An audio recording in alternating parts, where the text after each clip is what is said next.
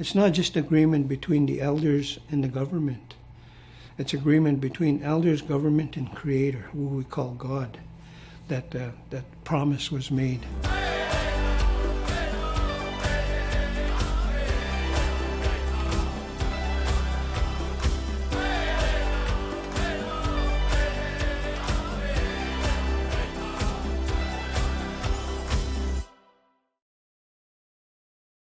It's important for us as educators to educate young people, all about all the things that they need to know about the history. Our relationship with the British Crown which is who we signed Treaty Number 7 was a sacred agreement because we signed by use of the pipe. The Inuvialuit and the Inuit have signed land claims spanning many decades. The land claims cover wildlife management, resource management, life rights and minerals. Healthcare, housing, education, and economic development are also part of those land claims agreements. Treaty 6 was signed in 1876, Fort Carlton, Saskatchewan.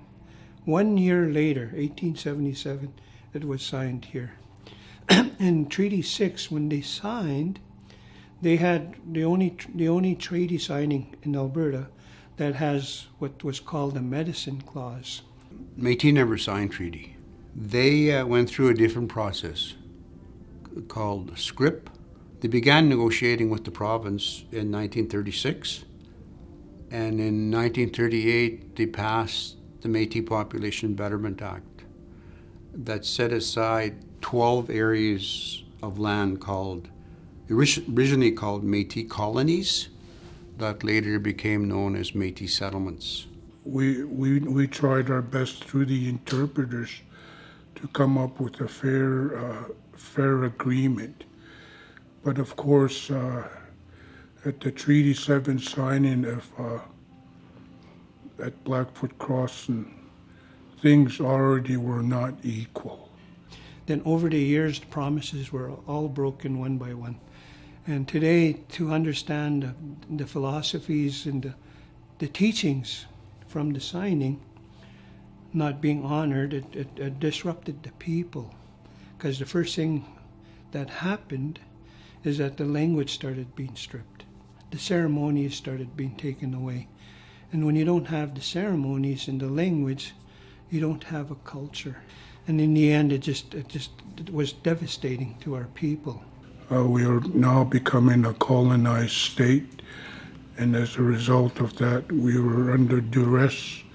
So there was a lot of misinterpretation with treaty, the final text, where the true spirit and intent of Treaty 7 really was never met as far as the Blackfoot Confederacy were concerned.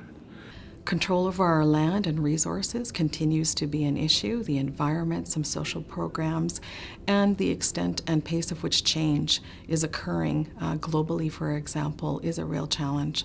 There was a very important Supreme Court decision called the Daniels case that ruled or interpreted the law that Métis are under federal jurisdiction. One of the rights Métis are negotiating for is for the protection of Métis settlements under Section 35 of the Constitution Act of Canada. We're trying to educate government, industry, and First Nations too on the significance of treaty, the significance of traditional land use as more development occurs.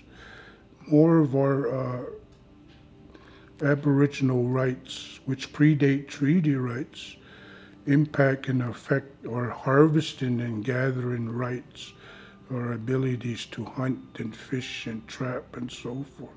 You were assimilated and you were forced to live in a little square box. You no longer can make that connection to nature. And those teachings over the generations were not handed down anymore of survival. And then now you're skipping generations that can understand that. And today, our Indigenous people suffer. It's really critical that school leaders, superintendents, school communities understand how distinct Inuit and Inuvialuit are, and that we have a distinct history, a distinct language, culture, traditions that continue to go on today. Make sure that all the students know about the history of Alberta, history of the treaties, and how assimilation has developed, and how we